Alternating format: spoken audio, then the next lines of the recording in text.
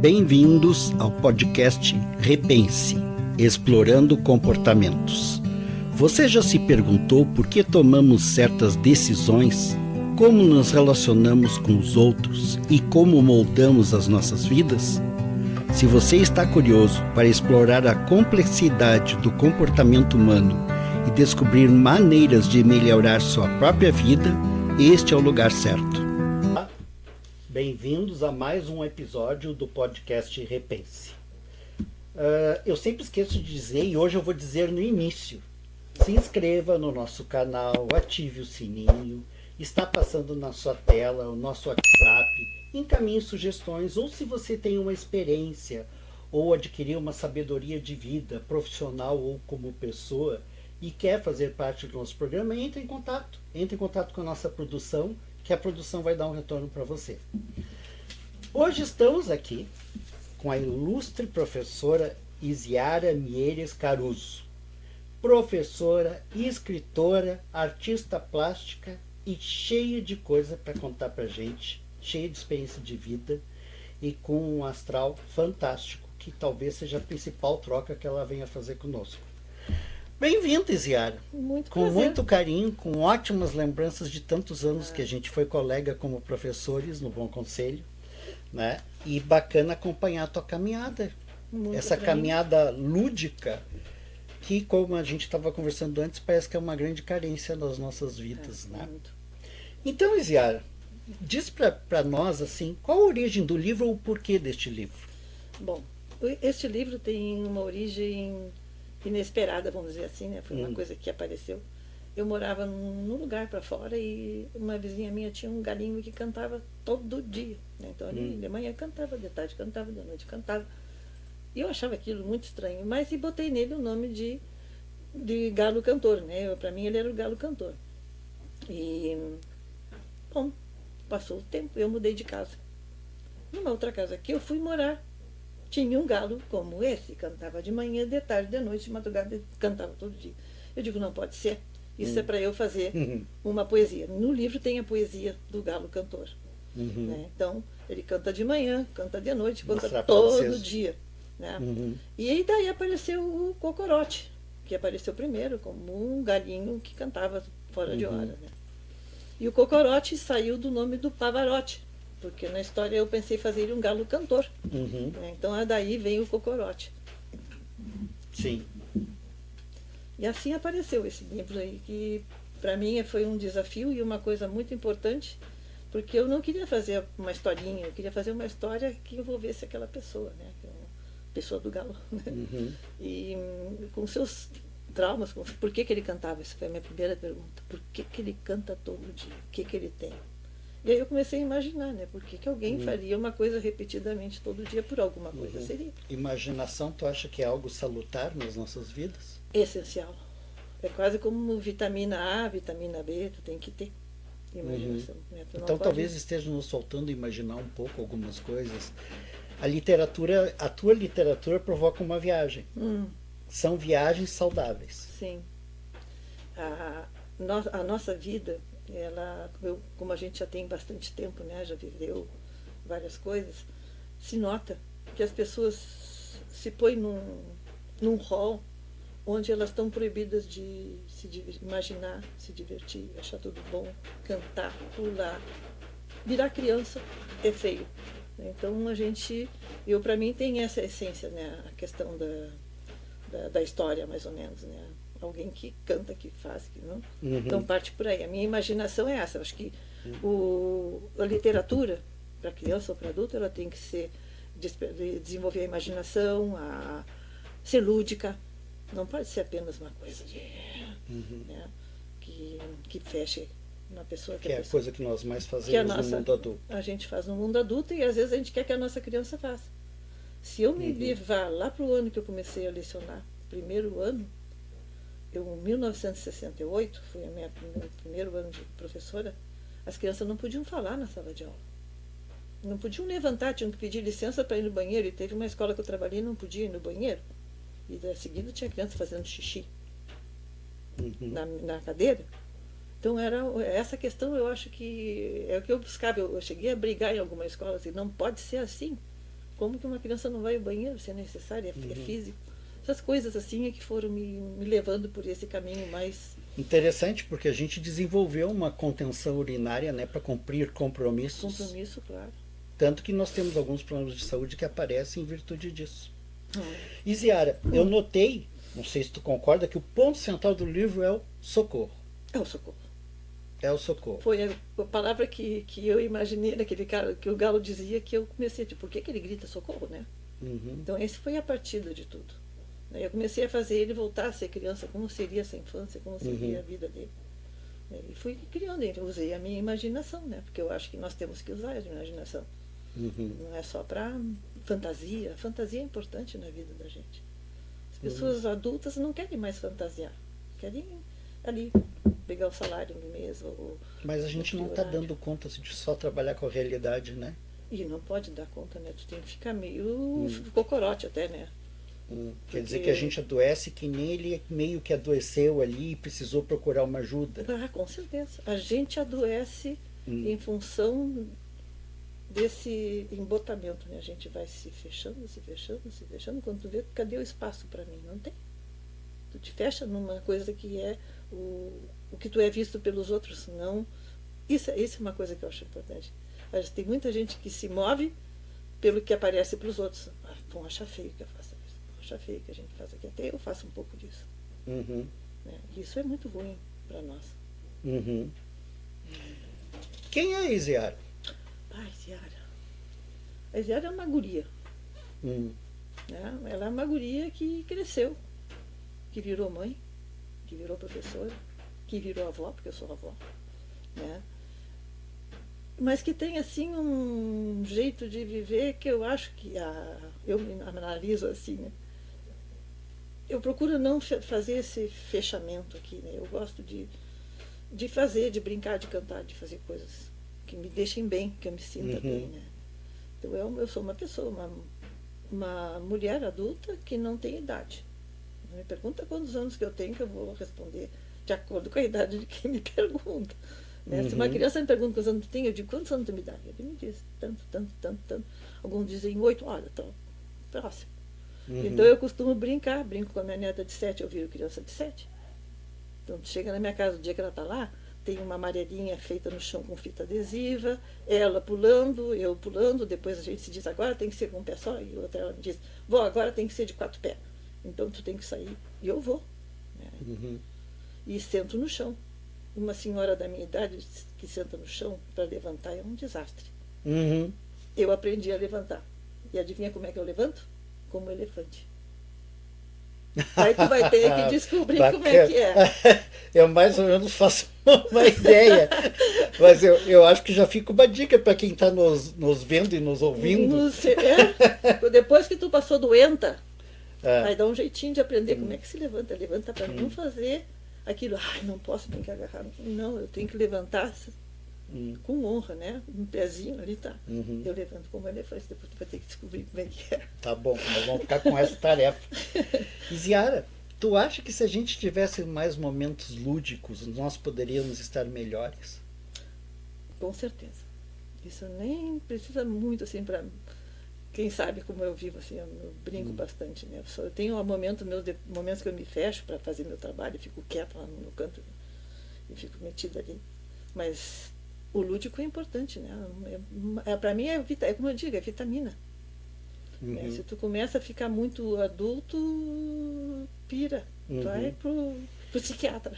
Importante dizer pro pessoal, quando eu peguei esse livro com a Isiara, semana passada, eu adquiri o livro, eu estava esperando ler uma literatura infantil. Eu fiz muitas anotações para trocar ideias com a Isiara, porque na verdade ele é para adultos também.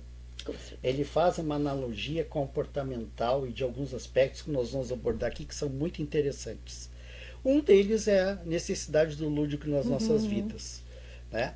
Então a fantasia, tu acha que é uma necessidade para equilibrar o estresse que a gente tem assim de tanto enfrentamento de realidade? Para mim é essencial. Eu posso até que eu fantasie só para mim, mas eu fantasio e me sinto melhor. Eu imagino aquilo que eu estou fazendo que está pesando, eu posso imaginar ele de outro jeito. Então a imaginação, a fantasia e Tudo é importante. Né? Então quer dizer que quando a gente diz para algumas pessoas assim, tu tá fantasiando, Hum. pode ser positivo ou negativo. Positivo, depende. Uhum. Como é que ele está se sentindo para estar fantasiando? O que foi que aconteceu? O que desencadeou a fantasia? Né? Uhum. Eu acho que não se pode dizer que um adulto não pode fantasiar ou brincar. A gente brinca. O lúdico Mas um é adulto importante. saudável não é um adulto sério, que transpira responsabilidade. Pro olho dos outros é. Hum. Né? Pro olho do vizinho do lado ali, ele está me olhando, eu estou me olhando. Eu não posso estar saltando a Marianinha que eu encontrei na calçada. Mas eu vou soltar a Marianinha se eu quiser. Uhum. Porque para mim é agradável, eu gosto. Alguém vai falar de mim? Já passasse por um pouquinho louca, no bom sentido? Olha, até acho que sim. Hum. Imagino que sim. Né? Mas O que foi, no fim, um elogio. para mim é um elogio. Se eu estou meio louca, porque a coisa tá boa. É que a gente não está falando aqui o louco no sentido Não, técnico, o que né? que essa mulher está fazendo aí, brincando? É, Né? é. Porque, para te dizer a verdade, eu falei na Marianinha, porque eu já pulei a Marianinha na calçada alguma vez, eu já era adulta, bem adulta, com filho e tudo. Uhum, Mas eu achei legal, vamos pular, pulamos nós três. uhum. Eu me lembro que esse teu espírito, teu jeito de ser, tu levava para a sala de aula. Ah, sempre. E por isso que eu acho que tu era tão bem quista pelos alunos, né? Até hoje eu tenho elas todas no meu WhatsApp. Que bacana. É aí que as coisas têm sentido, quando a gente acumula carinhos e lembranças. Uhum. Não. Né? Então eu estou chegando à conclusão que a contação não é só para criança. Não. Quando fala contação de histórias, todos pensam que é coisa de criança. A maioria faz isso, né? Eu acho que a maioria, quase todos. Uhum. Porque contação, narração de história. Eu vou sair e ela conta a história. Já aconteceu isso. Uhum. Sala de aula que tinha duas professoras, uma de apoio à outra, ia fazer a narração, uma se deixou a professora e foi embora. Porque não creem que é para eles, né? Porque eu não sou criança. Uhum. Essa é a visão do adulto.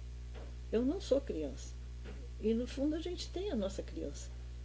Nossa criança não morre nunca, ela está lá dentro, guardadinha. Se eu engessar ela, botar uma mordaça, ela fica quieta, mas fica esperneando. Uhum. Alguma É por vez. isso, sim. Alguma vez tu vai sentir um pontapé, uma coisa assim, uma vontade de. Mas o meu adulto me pega, me prende, né? É por isso que uma das abordagens psicoterapêuticas é resgate da criança interior. Ah, tá. Que tem gente que diz assim, ah, que coisa babaca, que isso? É resgatar quem tu já foi ou quem tu ainda é, que está negligenciado. Que está deixado de lado, está de castigo. E isso quer dizer que se sai do castigo a gente sorri mais? Com certeza. Bacana. Né? Porque eu me lembro que quando eu era pequena, o castigo era um banquinho, né? Que tinha em casa. Então eu fazia alguma arte e ia pro banquinho.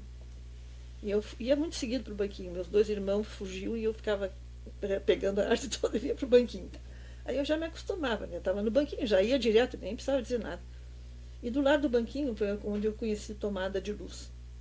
Tinha do lado uma tomada.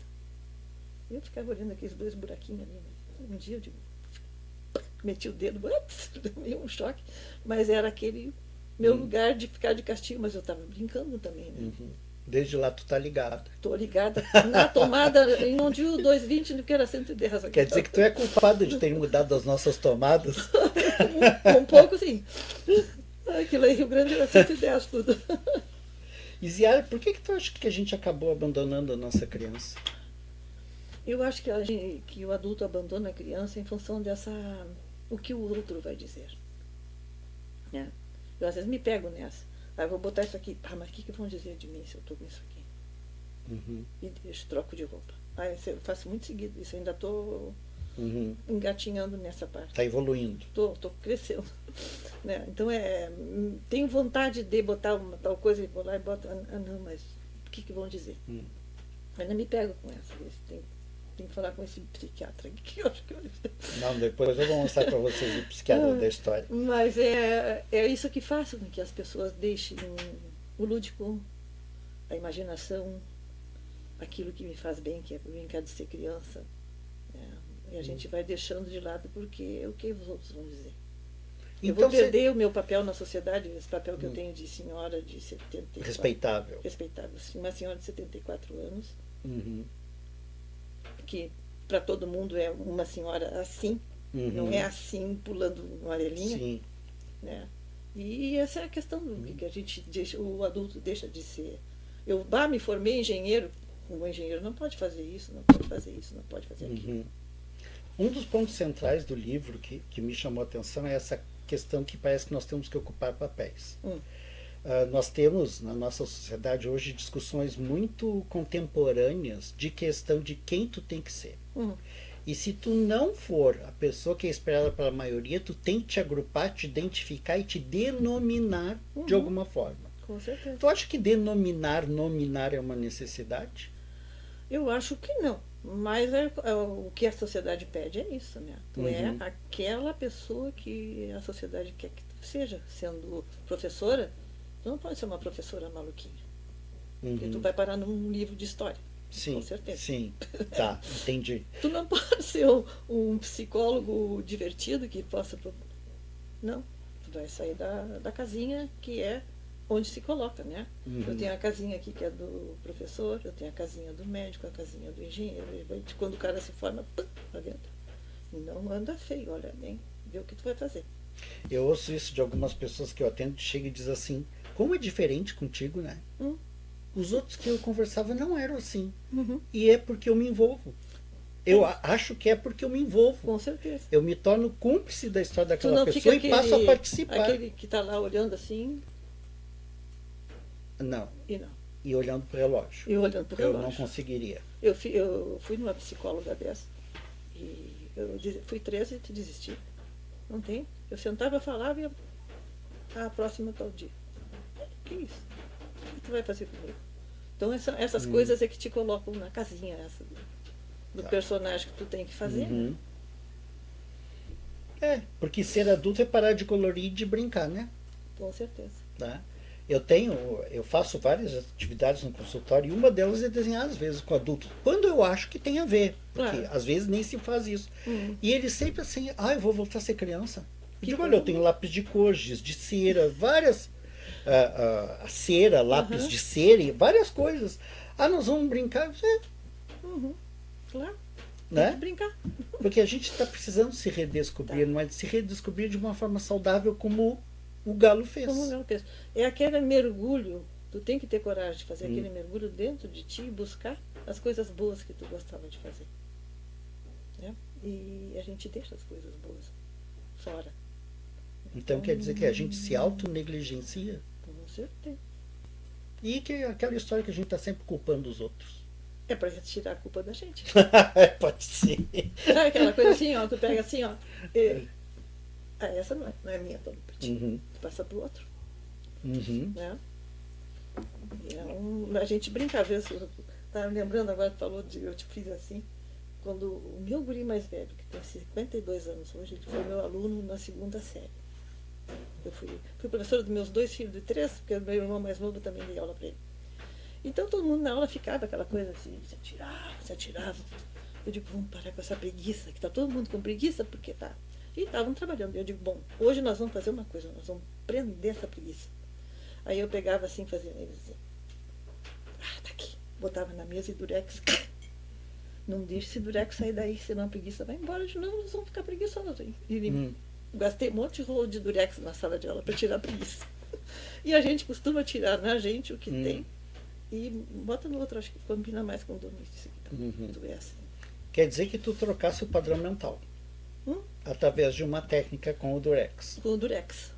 Bacana, bacana. A sala de aula inteira, ninguém mais brincou de ter preguiça. Esse é um momento terapêutico da sala de aula, claro, né? Pois a gente tem, como professor, que aprender a ter essa visão. Né? O que eu faço, em vez de pegar lá na frente e dizer um grito, vai trabalhar! Não, pai, nós vamos fazer agora, vamos tirar a preguiça. Que aí tu brinca com eles. Eu sempre brinquei na sala de aula, né? Então eles não tinha mais preguiça, todo mundo gastou ponta de lápis, escreveu, fez tudo bem bonitinho e ia me trazer para eu ver. Bacana, bacana. Aí aprende a estar ensinando pro povo aí, olha, preguiça de criança a gente tira com uma durex, pega lá, tira fora, cola na mesa, acabou. Eu fiz uma colocação dentro do teu livro. Uma criança feliz é a que sorri e um adulto respeitável que demonstra seriedade. Não sorri, por favor. Aí a gente vai deixando de ser feliz. Olha, em certa parte, sim, né? Uhum. A gente fala. Se tu te engessa, tu fica contente se tu tá engessado? Uhum. Não, né? Ainda dá uma coceira, assim, dá vontade de tem que pegar uma agulha para botar lá. Né? Essa coisa do engessado é difícil. Uhum. Mas tem gente que passa a vida toda engessado, morre engessado. Uhum. E a vida foi, passou. E às vezes não quer mudar de jeito nenhum. Não Mesmo muda. não estando. A receita não estar dando certo, a pessoa mesmo assim não quer mudar. Não muda. Eu até digo assim, essa coisa de brincar na sala de aula, me valeu a minha promoção no Estado. Né? Eu trabalhava para o Estado. E terminei minha carreira no nível mais alto que tinha, que era o nível 5, e letra E. E um dia uma guria, meu colega me disse, mas como é que tu faz? Eu tenho tanto tempo e tenho a letra A ainda, não mudei. Eu digo, não sei. Ela ficava na biblioteca, ela se formou e foi para a biblioteca. E eu tinha sala de aula. E a minha supervisora, cada vez chegava em aula, onde é que está a professora? Uma das vezes eu estava deitada no chão com eles, fazendo uma brincadeira, né? Aí eu disse para ela, vem cá, senta aqui. Ela sentou. E ela começou a ficar assídua lá em aula, já ia para lá para brincar. Né? Então, no fim daquele ano, eu fui promovida. Porque eu estava sendo professora, não estava sendo aquela supervisora. Um professor é um professor que se envolve. Que se envolve, que ensina e participa, né, dessa aprendizagem. Sim. Né? Se vocês estão curiosos, agora nós vamos falar mais deste livro aqui, que vocês encontram no Mercado Livre e na Amazon. Tá? Agora vamos falar um pouquinho mais da literatura. Da literatura. Tá? Literatura. Eu vi que tu aborda o aspecto de gerações. Né? Então, assim, eu tenho o galo, e aí tem o galinho, que é o cocoricó. É o cocorote, é o cocoricó. Isso. E ele se vislumbra, se vê na obrigação de cumprir no papel, é isso? Sim. Ele tinha que ser aquele galo que cantava ao amanhecer, né? Assim como muitos de nós fazem em relação a mãe, pai, cuidadores, Sim. que a gente acha que tem que seguir aquele modelo, né? Eu fiz uma analogia do teu livro, claro, puxei a brasa para o nosso assado. Claro. O que é um galo bom? O que é um galo bom? Aí a pergunta, no sentido da história, era aquele que cumpria o seu papel, né? E o galo, o que o galo faz em casa? Canta pela manhã. Né? Então, na questão do galinho da história, ele tinha que cantar de manhã. Daí agora, como ele era dessas fazendas, ele era o galo cantor, ele tinha que ser o melhor. Tinha que ser aquele que ia lá para cima do ponto mais alto e cantava de manhã. Para todo mundo. Para nós, galo bom é o cara que é o cara. Isso. Galo velho, cara é galo, que tem muito a ver com o que a sociedade delegou para os homens. Para os homens, sim. Né? Mata no peito, tu tem que ser mais duro, não chora. Isso, não chora. E nós abarcamos uma porção de papéis que, na verdade, com o passar do tempo, nos infartaram. Claro. Né? De segurar as emoções, de não deixar as emoções aparecerem. Né? É essa questão do papel, né? Ele tinha o papel de ser aquele galo. Tá. E tanto é que onde é que ele se destrói? Aí é lá na história que tem, né? Sim. Ele se destrói. Sim.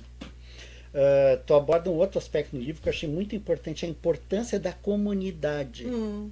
Assim, ó, ele é visto, ele é reconhecido, ele é acolhido. Tudo que nós buscamos. Claro. Até na história, quando ele era pequenininho, que ele passava com a mãe, as irmãzinhas, que ele tinha só irmãzinhas, ele era apontado como, esse vai ser o futuro galo do nosso galinheiro. Porque ele ia na frente sempre com um jeitinho de galinho. Né? E todo mundo passou pela vaca, passou por vários personagens ali da fazenda, bichinhos da fazenda, que diziam, dona fulana, que bem que seu filho está. Ele vai ser o futuro galo dessa mãe. Então é uma questão de rótulos que a gente já vai recebendo desde pequeno. Né? Eu vi que tu coloca a questão da boa lembrança com a mãe. Que às vezes é uma busca que a gente tem toda a vida, né? Que mãe que eu tive, se a minha mãe foi amorosa, se foi compreensiva, se o meu pai foi. Né? Porque a gente vê que muitas pessoas vêm com essas queixas, alguns vazios, né? Assim. Não tive uma mãe assim, não tive um pai assim, como se isso fosse o predestino daquela pessoa. Uhum. Então eu não tive a mãe amorosa que eu queria, agora ela me destinou, vou passar o resto da minha vida carente de amor. Uhum. Eu acho que isso é uma verdade É absoluta. uma verdade, sim. A gente sente, né? Hum. Como criança, a diferença que se faz entre irmãos e aquela que não está sendo como aquele que é mais visto, tu acaba ficando Sim. com um problema. Né? Mas não nos condena a um destino ruim. Não, não condena nada. Porque nós teremos que dizer então que quem não teve mãe, Não, não, a não. vida é uma derrocada. Uma Ou quem derrocada. não teve pai. Uhum. Sim, sim. O que parece que não é uma Quem não verdade teve pelas modelo, pessoas. por exemplo. É. Né? E a gente vê pessoas muito bem sem os modelos. Com certeza. Né? Que marca, as coisas negativas marcam.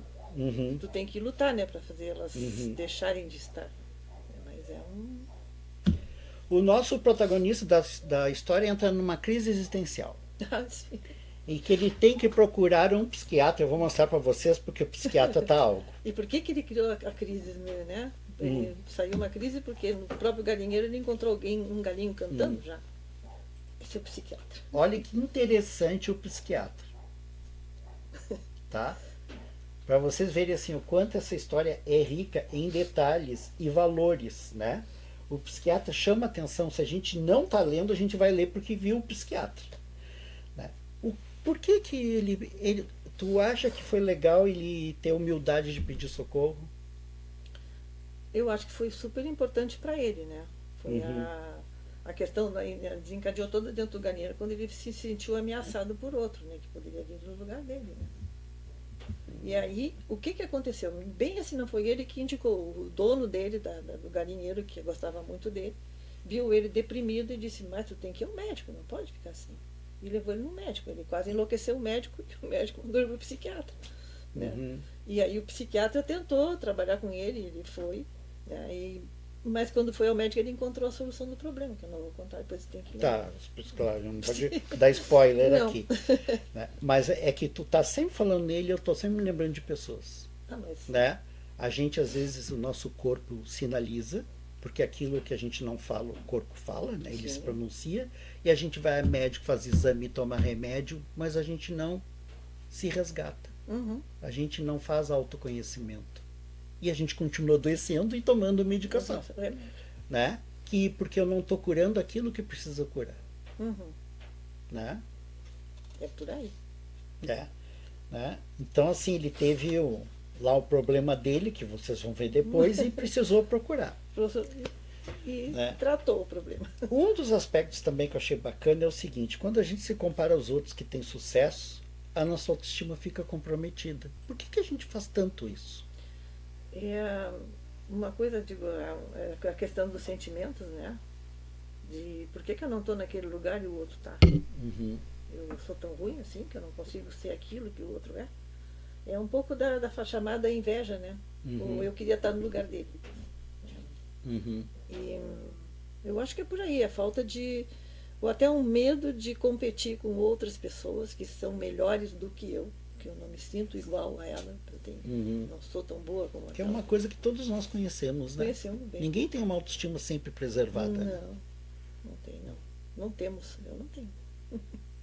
Ele tinha que cumprir um papel que era de cantar, né? Sim. Tu acha que às vezes a gente cumpriu todos os papéis que nos predestinaram e a gente acabou infeliz? Olha, aí vai depender de cada um, né? Mas a maioria faz isso, né? Tu não cumpriu os papéis e não vai lutar por fazer outra coisa que tu sabe fazer também para buscar o teu lugar, né? Muito vai por aí.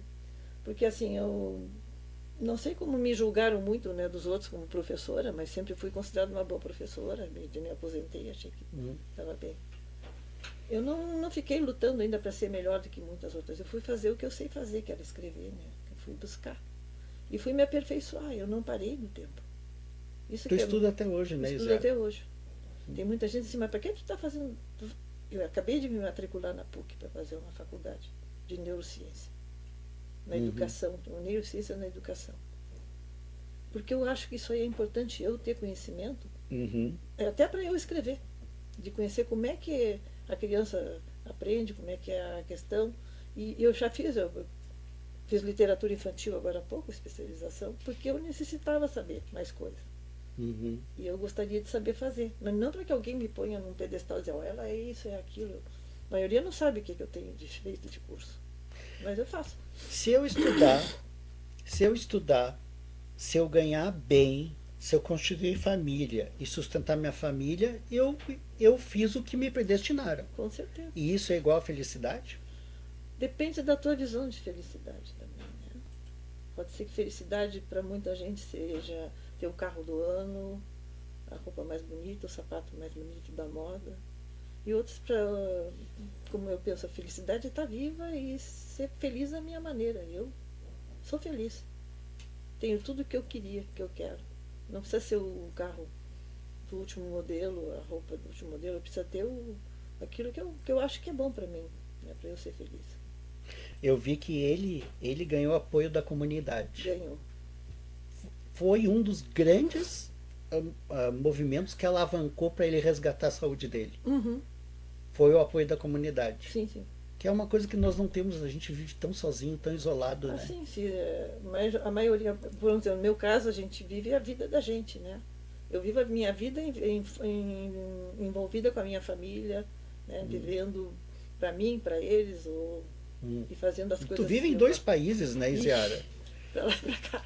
Não, a Isiara, ela e o marido dela moram na Argentina. Moramos lá e aqui. E aqui. E vocês pensam que eles pegam o avião, eles dirigem. Os dois. Né? E somos 2 guris. Como eu digo, eu sou uma guria, viu? Eles são 2 guris fazendo arte. Fazendo arte. Eu vi que o psiquiatra ele relembra um pouco a infância, né? Do futuro galo. Do futuro galo. Tu acha que é importante às vezes a gente revisitar um pouco a nossa história? Eu acho que é essencial. É um mergulho que a gente tem que fazer em busca das coisas que a gente tem que melhorar, quem sabe, na gente mesmo, né? Repensar. Eu vivi assim, assim, assim. Foi bom para mim, não foi bom para mim? O que eu tenho que fazer para me sentir melhor com aquela criança que eu fui? Às vezes a gente não se sente bem com aquela criança que foi, né? Nem todos nós tivemos uma boa infância. Né? Eu tive minhas coisinhas lá que me deixaram marcadas. Eu tive uma coisa muito boa que eu amei demais, foi ganhar um tamanquinho com a tira vermelha. E tu lembra até hoje? Até hoje. Por que ele é tão importante assim? Era muito importante para mim. Eu amava um tamanquinho, né? Então, por causa da minha avó, né? A minha avó era um mentor para mim, né? Até hoje, durante a minha vida toda, ela foi como um mentor para mim. E ela me convidou um dia para sair passear de bonde, que eu amava passear de bonde. E nós fomos passear de bonde para visitar um amigo dela, que tinha um armazém daqueles antigos que tinha de tudo que tu imagina. Então, nós fomos para lá, eles conversaram e eu fui passear entre as prateleiras e encontrei um tamanquinho de fita vermelha, como eu amava. Aí falei para ela e ela me comprou. Então, aquele tamanquinho ela me deu de presente. E eu fazia tanto barulho dentro de casa que acabou que o tamanquinho foi para a caixa de novo, porque fazia muito. E eu andava aquele plaque para cá, plaque para lá, mas ele fez um papel muito importante na minha vida. Ele está contigo até hoje? Aqui dentro. Tá. Sim, no teu coração também. Está guardado também. Né? E era uma coisa assim que eu gostava muito. Né? Eu já visto as amiguinhas que tinham tamanquinho, eu não tinha, era moda na época. Sim. Então foi muito legal. Mas até hoje eu me lembro e eu tenho história escrita sobre o tamanquinho vermelho. Não uma história de criança. Qual é o teu blog para o pessoal poder acessar e te conhecer mais? Meu blog, eu tenho no Blogspot, tenho mais de um desse, que escreve-se em espanhol, Jugando com as Palavras, tudo junto. Blogspot. Depois tu soletra para a produção poder colocar. Então, eu comecei a escrever, eu estava lá na Argentina e botei o nome em espanhol, né? E nele eu tenho muita coisa escrita, poesias, coisas, de tudo, posso imaginar. E tem mais uns outros lá que agora assim são, que eu fiz só por causa de ser coisas de criança que não era, mas esse era o principal deles. Né? Então. A gente não vai dar spoiler, mas o final da história é muito interessante. Né? É bom ler para ver. O nosso podcast ele tem um aspecto assim muito voltado para a questão psicoemocional, com cunhos biológicos. Uhum. Né? Tu vê tudo que a gente conseguiu conversar aqui como literatura infantil, Sim. que fala de pessoa, que fala de transtorno mental, que fala de procurar ajuda, que fala de comunidade, né? Eu fico assim emocionado de estar conversando contigo, porque a gente já se conhece há algum tempo, Pois é. de estar partilhando essa riqueza que é essa literatura. Obrigada. Para mim foi Né? muito. Né? Então, assim, é bacana a gente ver a caminhada da Isiara e com tanto para contar. Né? E o objetivo é esse podcast é fazer uma contação. Porque contando um pouco a nossa história, a nossa experiência, você que está nos ouvindo e está assistindo, também pensa sobre a sua vida. Sabe que eu me dei conta que sem querer a gente não plagiou isso, nem eu, nem a produção, mas está ficando um momento terapêutico aqui. Eu estou aprendendo, as pessoas estão gostando de vir, as pessoas estão participando e dizendo o quanto estão gostando. A produção me passou, eu esqueci, mas a gente já está com um bom número de inscritos. Ai, que bom. E de visualizações, o que deixa a gente muito feliz, porque isso dá um sentido de vida para nós. A gente precisa saber que a gente está caminhando certo, né? Claro, Ou que a caminhada da gente está sendo partilhada com outras pessoas. Eu também acredito que a gente só alcança alguns saberes juntos. Sim. Né? Com certeza. Tu sozinho tu não consegue. Tu fica andando como o cachorro que anda atrás do rabo. Sim. Eu tenho um outro texto escrito lá nesse blog. Que o cachorro, quando anda atrás do rabo, faz que nem a gente quando anda pensando a mesma coisa, pensando, repensando e vai se afundando, né? Tu te afunda. A produção está me mostrando, estamos com 498 inscritos. Isso. Que bom. Né? Tá bom, a gente recém começou. Mas uma coisa assim, a emoção, como tu fala, a emoção, a fantasia é essencial. São duas vitaminas que a gente não pode deixar de lado. Eu já ia chegar nisso. Palavras finais, uma coisa que eu não tenha perguntado, que tu acha importante partilhar com as pessoas, ou que tu queira fazer um fechamento. Eu acho que a gente fez muito bom, assim, as tuas perguntas e o que eu tenho para dizer é mais ou menos por aí esse caminho, né?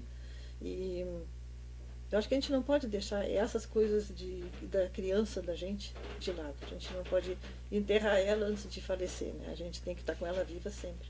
Porque ela nos ajuda a ser mais adultos. Né? Se a gente bota a criança no armário e deixa guardado, a gente perde a noção de que a gente está sendo adulto ou não está sendo. Tem que ser o adulto que aquela criança gostaria de ser, e não ser aquele adulto que os outros querem que eu seja. Né? A gente é um adulto que a criança da gente quer que a gente seja. Então a gente está precisando ser um pouquinho mais espontâneo. Bastante. Brincar. Né? Última visualização, 3,9 mil. Nossa. Né? Isso nos coloca num compromisso que a gente não pode dizer asneira, né? Até vou te dizer que é a questão de quem escreve. Quem escreve tem que fazer a escrita como quem faz uma receita de bolo. Não pode pegar tudo assim, bater num lugar e tchau. Eu tenho que pegar, porque eu vou fazer um bolo de chocolate. Para criança tem que ter chocolate. Tem que ter recheio de bombom. Né? Tem que ser coisas gostosas. Tu tem que pensar na farinha, no fermento, no forno. Bate bem as claras. Mistura a manteiga, não esquece da manteiga. Né? Os ovos, a manteiga, a farinha. Cada passo do nosso livro tem como num bolo. E o principal é o forno bem quente, é o tamanho do bolo, temperatura. Se o meu bolo abatumou é porque eu estou com algum ingrediente errado. Algum ingrediente errado. Tu tem que arrumar o ingrediente que tu errou. Tá bom, eu acho que a gente fecha com essa história da receita. Então vamos bater porque o bolo se eu não direitinho. tiver legal hoje, a minha vida não estiver boa, eu posso estar insistindo numa receita que está errada. Que está errada. Está com um peso mal na balança, alguma coisa errada. Então quer dizer que a gente tem que descobrir a própria receita. Aí sim, esse é essencial. Bom, foi um prazer, Isiara. Foi muito emocionante estar aqui maravilhoso. contigo. Assim, a Isiara, se vocês estiverem perto dela, vocês vão ver que ela tem uma energia, um carinho muito bonito, que eu acho que isso aparece na história do Cocorote. Né? Então, os links estão aí no seu vídeo para você acessar, tá? O WhatsApp para você fazer contato, sugestões, ou se quiser participar, a produção dá um retorno, certo? Até o próximo podcast Repense.